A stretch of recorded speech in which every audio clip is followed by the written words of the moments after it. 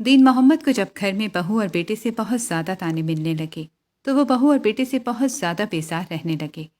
بیٹے کی یہ حرکت دین محمد کو 30-35 سال پیچھے لے گئی، جب دین محمد کا بیٹا پیدا ہوا تھا۔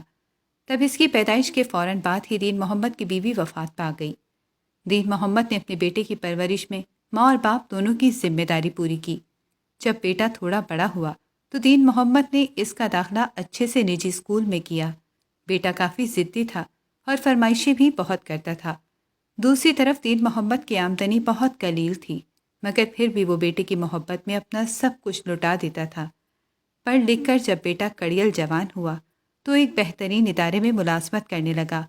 اب دین محمد کو پوتے اور پوتیوں کی یاد ستانے لگی اور اسے بیٹے کی شادی کی فکر ہوئی، کیونکہ دین محمد بیٹے کا سارا کام خود ہی کرتا تھا۔ اس نے سوچا کہ اس کی گھر والی آئے گی تو میرے ضعیف کندھوں کا بوجھ بھی ہلکا ہو جائے گا۔ چنانچہ اس نے ایک اچھے گھرانے میں بیٹے کی شادی کی۔ امرین جب شروع میں آئی تو وہ بہت اچھی تھی، دین محمد کا خیال بھی رکھتی تھی، مگر چند دنوں میں ہی اس نے اپنا اصل روپ دکھانا شروع کیا۔ وہ صرف اپنے اور اپنے شوہر کے لیے کھانا بناتی اور دین محمد کو کہتی، میں کام کر کے کافی تھک جاتی ہوں، اس لیے آپ اپنا کھانا خود بنائیں۔ دین محمد نے زیادہ بحث نہ کی اور راضی ہو گیا۔ ایک دن دین محمد کے بیٹے کا چھوٹا سا ایکسیڈنٹ ہوا۔ وہ ایکسیڈنٹ اللہ کی طرف سے وارننگ تھا، مگر بیٹا کم عقل نہ سمجھ سکا۔ دین محمد کو خبر ہوئی تو وہ دوڑتا ہوا اسپتال پہنچا۔ ادھر اسپتال کا منظر ہی کچھ اور تھا۔ بیٹا دین محمد سے بات کرتا تو جھڑک کر اور تلخ لہجے میں، گویا ایکسیڈنٹ کے پیچھے باپ کا ہاتھ ہو، اور بیوی سے بات کرتا تو کیا شیریں لہجہ ہوتا۔ اب دین محمد کے یہاں پوتے پوتیوں کی آمد کا وقت قریب ہوا تو ایک دن بہو بولی کہ میری والدہ اور بہن آ رہی ہیں، گھر میں جگہ کم ہے، آپ ایسا کریں کسی دوست کے گھر چلے جائیں یا پھر مسجد کے حجرے میں قیام کر لیں۔ دین محمد یہ کہہ کر کہ میری وجہ سے کوئی پریشانی نہ ہو، سامان لے کر مسجد رہنے چلا گیا۔ اس واقعے کو 5 سال گزر گئے۔ روزانہ دوپہر 12 بجے مسجد سے ایک ضعیف آدمی نکلتا اور اسکول کے سامنے ایک 5 سالہ بچے کو دیکھ کر نم آنکھوں سے مسکراتا اور کچھ کہے بنا چلا جاتا۔ یہ بوڑھا دین محمد تھا اور وہ بچہ اس کا پوتا۔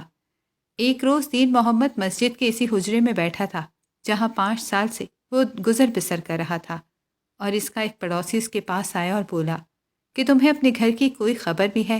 تمہاری بہو پاگل ہو گئی ہے اور بیٹا کینسر کے آخری سٹیج میں ہے۔ تمہارے پوتے کو تمہاری بہو کے بھائی لے گئے ہیں اور بہو کو پاگل خانے میں منتقل کر دیا گیا ہے۔ یہ سن کر دین محمد دوڑتا ہوا اپنے گھر گیا۔ گھر کا دروازہ کھولا تو ایک بوسیدہ چارپائی، یہ ایک ہڈیوں کا ڈھانچہ پڑا دیکھا۔ دین محمد اپنے بیٹے کے پاس دوڑتا ہوا گیا اور اسے گلے لگایا۔ بیٹا بولا، کیا ابا میری غلطی اور گناہوں کی کوئی معافی ہے؟ دین محمد بولا، بیٹے میں نے تیری ساری خطائیں معاف کر دیں۔ اس کے بعد بیٹا بولا، ابا آپ جیسے بچپن میں میرے لیے کھانا بناتے تھے، کیا اب بھی آخری بار میرے لیے کھانا بنا کر مجھے اپنے ہاتھوں سے کھلائیں گے؟